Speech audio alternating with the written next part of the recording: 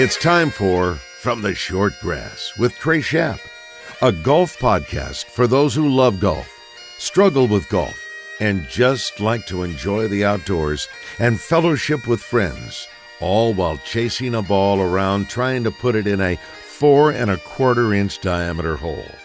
From the Short Grass is brought to you by Stevens Incorporated, an independent financial services firm with the freedom to focus on what matters most.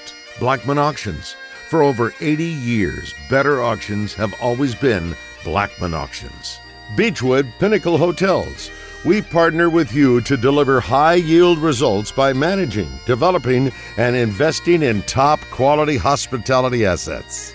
And now, from the Short Grass, here is your host, Trey Schaap. Welcome to another edition of From the Short Grass. I am your host, Trey Schaap. Europe dominates the United States in the Ryder Cup, winning 16.5 to 11.5. It started on Friday in the foursome sessions when Europe opened up a 4-0 lead in the sessions, and then on Saturday went 3-1 to match the biggest foursomes margin of victory since Europe entered the Ryder Cup in 1979. 7 of the 16.5 points came from the foursome sessions for the Europeans. They win the Ryder Cup. Here was their captain, Luke Donald, when he met the press after receiving the Ryder Cup. Yeah, I mean, it's an incredible week, and I'm just so happy for these 12 guys. They gave everything this week. They were a pleasure to be around. They made my life very easy, and they played like superstars. Not many people gave us a chance, I don't think, especially 2 years ago. And, we proved them wrong. The last time the United States won the Ryder Cup on foreign soil was in 1993 at the Belfry in Sutton Coldfield, England, when the United States team, captained by Tom Watson, beat Bernard Gallagher's team 15-13. The 2025 Ryder Cup will be played at Bethpage Black in Farmingdale, New York. Coming up on this edition of From the Short Grass, I sit down with a good friend of mine, Beau Glover, to talk golf and life. Beau is a really good golfer, played at the University of Arkansas, and is an accomplished amateur as well, winning several times on the ASGA designated circuit. He won the state amateur at Texarkana Country Club several years ago, and I think you're going to enjoy my interview with him. That's coming up after the break. Since 1938, better auctions have always been Blackman Auctions. Find them on the web, blackmanauctions.com. Find an upcoming auction and attend. That's all you have to do. You never know what you're going to find at an auction. blackmanauctions.com. Thomas Blackman, he knows auctions. We're back after this. Heading to El Dorado to check out some live music or to play Mystic Creek? Stay at the Haywood, the only boutique hotel in the middle of downtown and the Murphy Arts District. If you are spending a weekend in Hot Springs, make plans now at the Marriott Courtyard close to Lake Hamilton and Oaklawn. Beechwood Pinnacle Hotel Group manages both of these fine properties, and you will rest easy knowing that your every need is taken care of. Beechwood Pinnacle Hotels on the web at bphotels.com. I'm Thomas Blackman with Blackman Auctions. I've heard it said that sometimes there are two best days with real estate ownership. It's the day you buy it and the day you sell it. Depending on where you are in your journey, let me help. If you're looking for that outdoor getaway or that home in the city, I can help. If you're looking at selling that outdoor property you haven't seen in 3 years, I can help. Or selling that home in the city that you've outgrown, I can help. Blackman Auctions is your one-stop real estate company. Since 1938, better auctions are Blackman Auctions. Strength is measured not by the number of accounts. Strength is placing value on relationships. It's having the vision and the guts to invest in growth. It's the commitment to responsibly manage your money.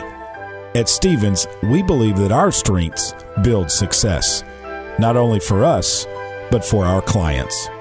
Stevens, member NYSE, SIPC.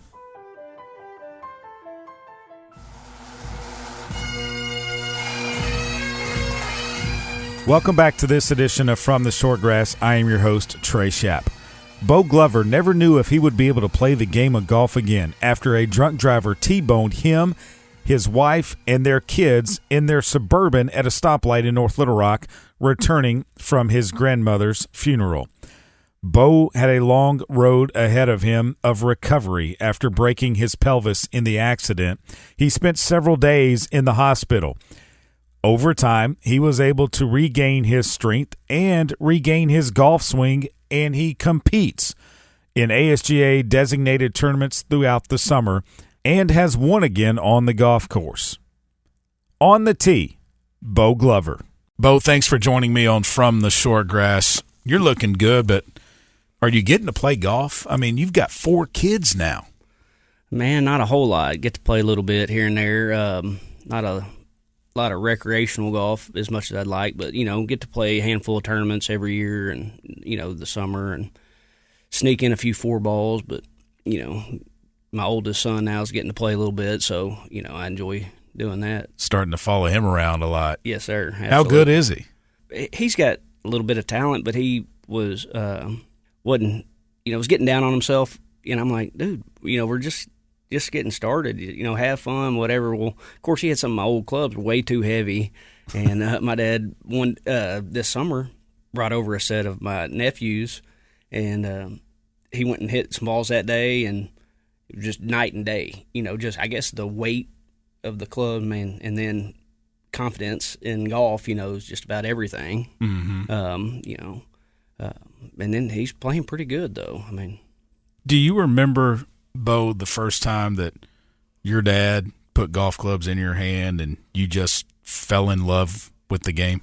I remember, being with him and watching him. I was probably 7 or 8, out at North Hills Country Club, what it used to be. And so going out there with him and then going up on the range and just beating balls a little bit and just couldn't get enough of it. And then actually they built that house over there on 13 when in between, I think the summer between 6th and 7th grade, and then I was out there every day. Did you like it? Could you get enough of it? Could not get enough. That was my babysitter, and I wanted to be out there constant. When did you start playing competitively? I mean, obviously at a very young age, because you won the Junior Boys Player of the Year of the Arkansas State Golf Association, Junior Boys Player of the Year 3 times before you were ineligible because of your age, obviously. But when did you know that you wanted to try to play competitively? I'm going to say I was middle schoolish, 12, 13, right in there. Yeah. Just, when you, after playing a little bit and competing is, I think, what it is for me. Like, I just like being in the moment, I love playing golf for fun, but just don't get to that much. And then, if I feel like I was always trying to work for something, try to, Do you get an adrenaline boost off of the competition? Do Absolutely. you think? Mm-hmm. Yep. What does that do to you? Man, I feel like a different person, actually, I don't know. I just enjoy it. Just, thoroughly enjoy the competition and playing with, different people because, obviously we're all different. We all swing a little different, everything. I just enjoy being in the, watching other guys play too, just being out there. When did you know that you wanted to be a Razorback? Was that from early on? My whole life. As soon as I guess I knew what college was, and there wasn't anywhere else I would even thought about going. Razorbacks or everything to Arkansas, obviously, and I would, that's what made me work so hard. I guess early, there's a lot of sacrifices, and you get, all your buddies going to the lake and doing this and that and having fun, and not that I wasn't having fun, but you don't get to do everything during the, all summer long. You're playing golf, trying to get better and trying to get recognized and to hopefully one day have a chance to be able to go. What was it like to be a Hog? Unbelievable. I mean, it's just such a special place, and being up there, and it's just incredible. Like Charlie, my oldest son, he said, we were up there. We went to a couple of basketball games, and he's like, "Man, this is awesome." He loves basketball too, and I was like, "Well, you'd be like my good buddy Stephen Cox and play basketball, golf, 2-sport combo at Arkansas." I was like, that's pretty strong. I don't know, there's not a whole lot of people that do that 2-sport combo. No, and actually get to play. And play, yeah. Yeah. For sure, so. I mean, yeah, Coxie walked on, but he still got to play. He did. Just being able to share that with them, and it's pretty cool. Obviously, you'd like your kids to grow up and maybe attend the University of Arkansas, but if it came down to it, would you force them, push them, if you will, towards the hill? If let's say Arkansas and Mississippi State or even LSU or some other golf program came after Charlie, would you say, "Hey, Charlie, come on now, you got to be a hog"? I absolutely would say if you get a chance to play for the Razorbacks, you need to play for the Razorbacks. But, I mean, I'm going to support him, whatever, he wanted to do or wherever his heart was at. But his heart's with Arkansas. I mean, it had to. You've already instilled that in him. You and your I wife guess, have done maybe, a good job of that. So, I mean, yeah, he knows. But it's, and I've got friends that went to LSU or Tennessee or whatever. We're from Arkansas, live here, born, raised. I'm like, what greater honor, or, to be able to represent your state and just have that to where, you got to play for the University of Arkansas in whatever sport it may be, High school golf, North Little Rock, what was it like competing against some of the other teams around the state? Obviously, everybody looks and you see Cabot with all of their state titles. You see Jonesboro with their state titles as well. But what was it like being a charging Wildcat? I loved it. That's what we did.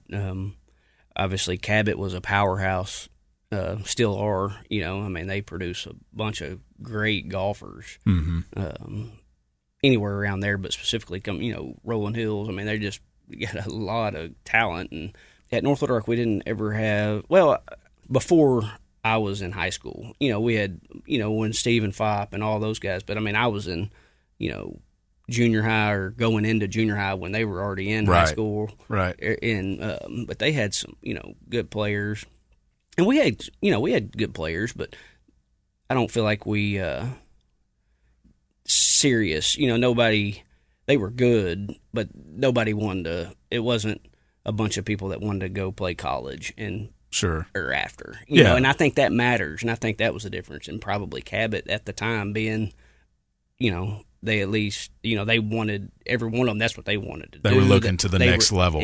Absolutely. Yeah. Looking to the next level when you're in college, were your thoughts on the PGA Tour at all? They were. I got really burnt out for whatever reason and started not having a lot of fun. And, it was a grind. It wasn't what I expected right out of the gate, and so obviously, I needed to mature a little bit or a lot, and I always wanted to. And then I guess when I was done playing golf at Arkansas, I guess I did turn pro and played a couple of tournaments, and it was just like, this is, It's tough, real tough, and it's tough when you're trying to live paycheck to paycheck, and that I've got to make a cut so that I can make some money. Absolutely. But I was so, I was out there. Honestly, I feel like I almost had to for what I'd spent my whole life doing it, and right. I'd almost been like, well, you'd regret it if you didn't, try. And I actually made the cut, and I don't even remember what it was. Hooters Tour or something like that deal up there at Lost Springs, Gary Woodland was there. Yeah. But I just remember leaving thinking, and I was like, how much did you make? It wasn't much. I'm going to say a couple $1,000 maybe? Yeah. Yeah, enough to say, hey. And that was gross. That was before, that was before tax and all the other stuff came out. Absolutely. But it's kind of like, hey, okay, here's your consolation prize. Thanks for coming. See you next week. Yeah, thanks for showing up. Yeah. Wow. You've played in several United States Golf Association events, the Junior Am, the Am, the 4-ball, the Mid-Am, the state team. What's different about a USGA event? The competition obviously is great, which, I mean, the competition is going to be, really good elsewhere as well. But the USGA deal, I don't know if it's the course setups are always unbelievably difficult. I don't know, maybe just the pressure you put on yourself as a player, and to get there, and then, so I tried to be like, well, I mean, we got here, let's relax, but you can't relax because it's stressful. I mean, from daylight to dark, it's stressful. Right. Well, and I think too, Beau, knowing what is on the line, if you get to the semifinals of an AM, okay, you're in the Masters the next year, you're in the U.S. Open the next year. If you win the Mid-AM, you're in the Masters the next year, you're in the U.S. Open the next year. So much comes with winning those tournaments that I think so many players get there, and then the weight of that starts to creep into their mind. How do you keep that out? Or can you? I agree with you 100%.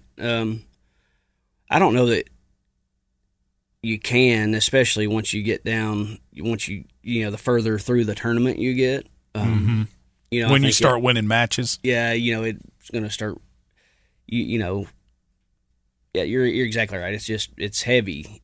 But I think if I could have done a better job of just enjoying the opportunity and being out there as opposed to what if or what, I could have done a little better. But, yeah, I think the way my mind works, I mean, I just overload it and I'm, let's get back to what we were doing.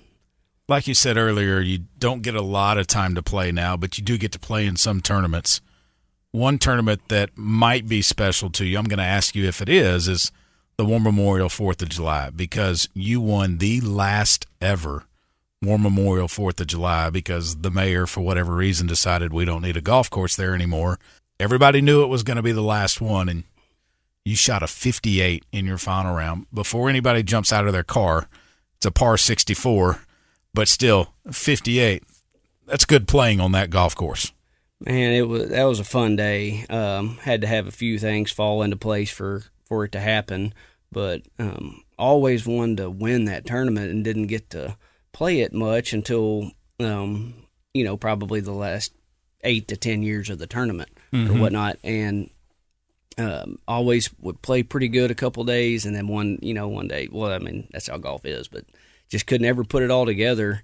So it was super special. I mean, it meant a lot to me to be able to do it, and just, I guess, luck of the draw or the stars aligning for it to be the last one. But, I'll always remember it,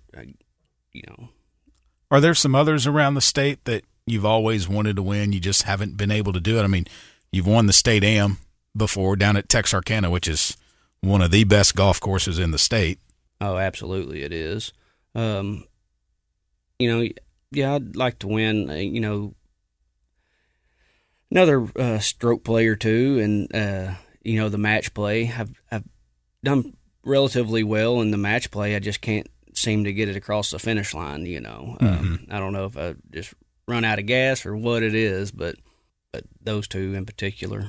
One thing that I've seen with you and when you're playing in tournaments is your father's always there.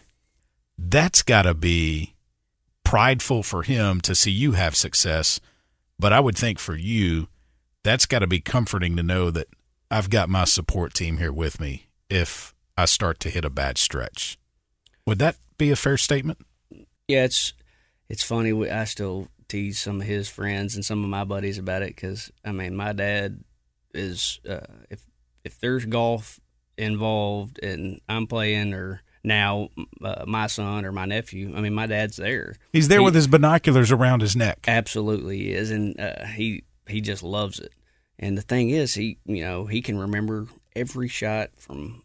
You could ask him from around when, I was in 10th grade, and I promise you, he could tell you every shot. It's unbelievable, but it's special, and very blessed to have him as my dad, obviously, but just the support. It's easy to say that and want to be there, but he was there. He made it happen. I remember playing at a tournament. I believe it was Black Wolf Run up north, I think in Wisconsin, and I was talking to my dad the night before. You know, we got there playing the practice round and doing all that, and had our team meeting and all this, and he was asking me about the course. And I was like, man, it's unbelievable. It's really hard, whatever. And of course, my mom's in the background and all that. I'm like, all right, well, I got to get to bed. Got to get up at 5, and love you. I'll let you know how we do tomorrow. And and walking up to the first tee, and I see his Suburban pulling in. So he literally got off the phone and told my mom, he's like, I'm headed up there and drove all night and was there. You're kidding. No, he was there when I hit the first tee ball.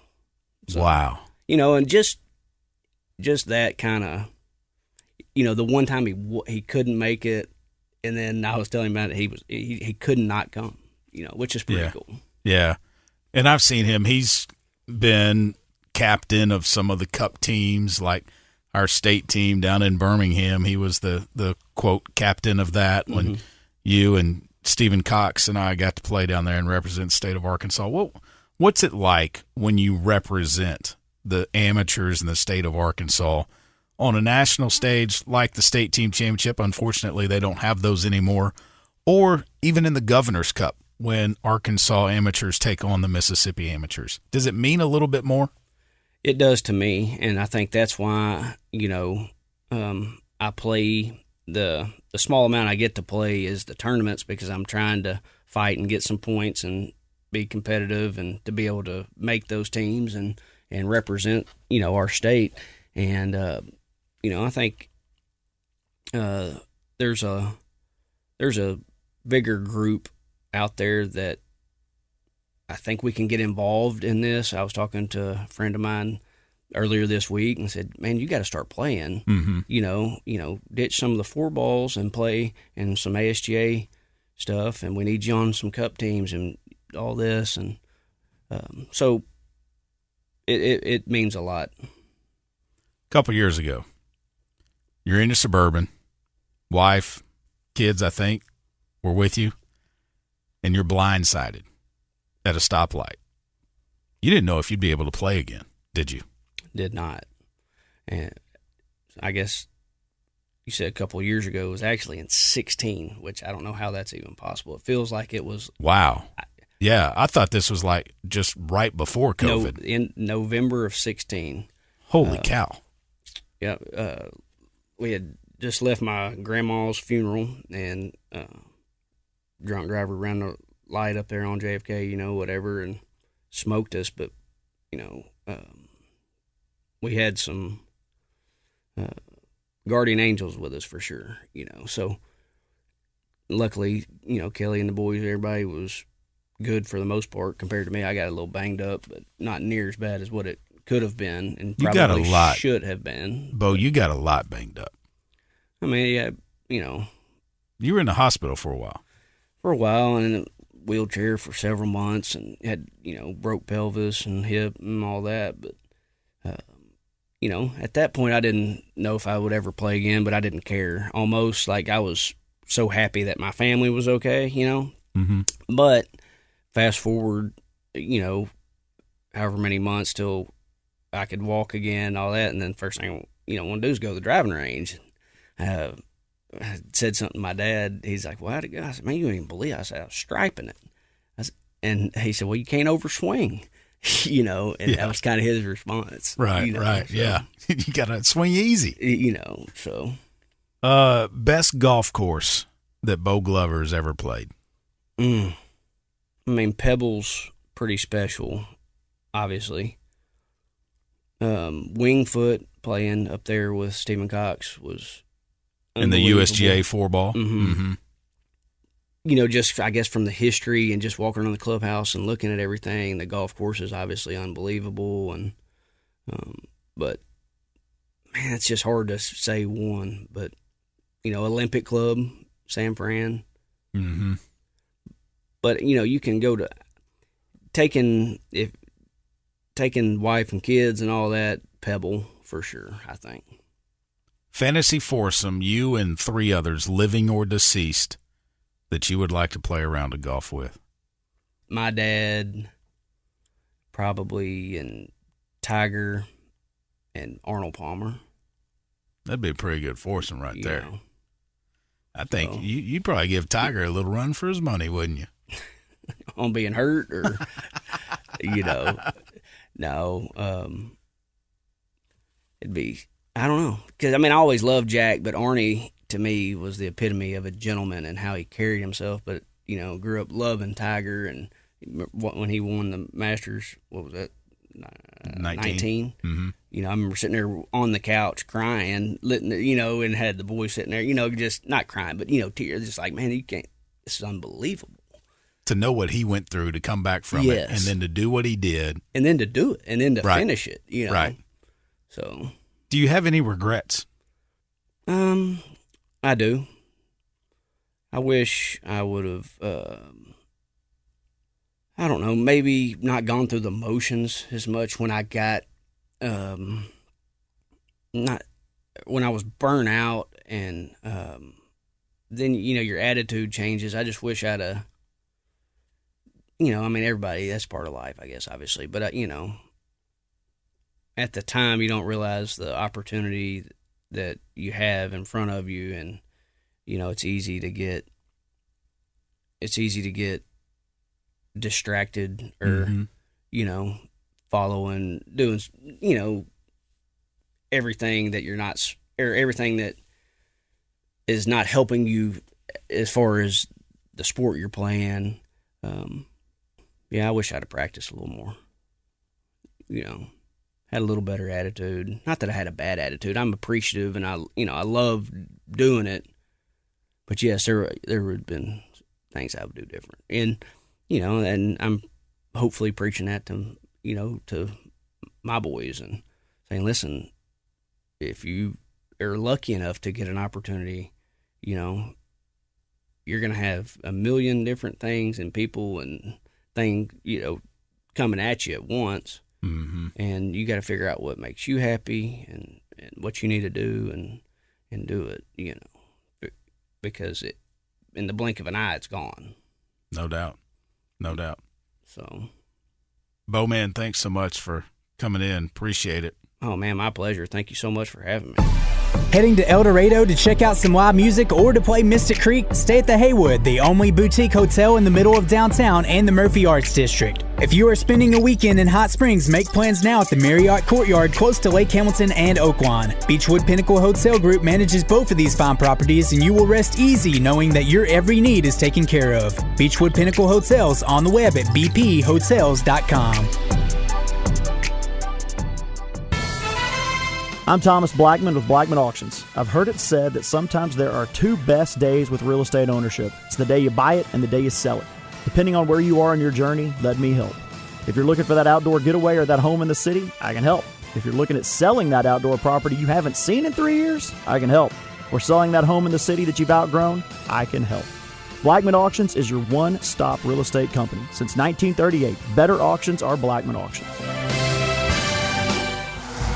Welcome back to this edition of From the Short Grass. Beechwood Pinnacle Hotel Group. Matthew Allen, Blair Allen, they know how to manage hotel properties. When you need an overnight place to stay, go to their website, bphotels.com, find one of their properties, and book it. That's all you need to do. Beechwood Pinnacle Hotel Group, bphotels.com on the web. Thanks to one of our great sponsors, Beechwood Pinnacle Hotel Group. Hey Ran Rue wins the Walmart Northwest Arkansas Championship presented by P&G over the weekend at Pinnacle Country Club in Rogers, Arkansas. She finished 19 under par. The rookie wins her first LPGA event and pockets $345,000. Yuna Nishimura, Jenny Shin, Seyoung Kim, and Bianca Pagdanganan all finished tied for third at -15. Next Monday, Tuesday, and Wednesday, the third annual Jackson T. Stevens Cup will be featured on the Golf Channel. It's going to be played at Trinity Forest in Dallas, Texas. I'll be down there, and I will give you updates throughout the day on the Buzz Radio Network, and a full recap will come your way on an edition of From the Short Grass. Remember, when you find your ball mark on the green, fix it and a couple of more.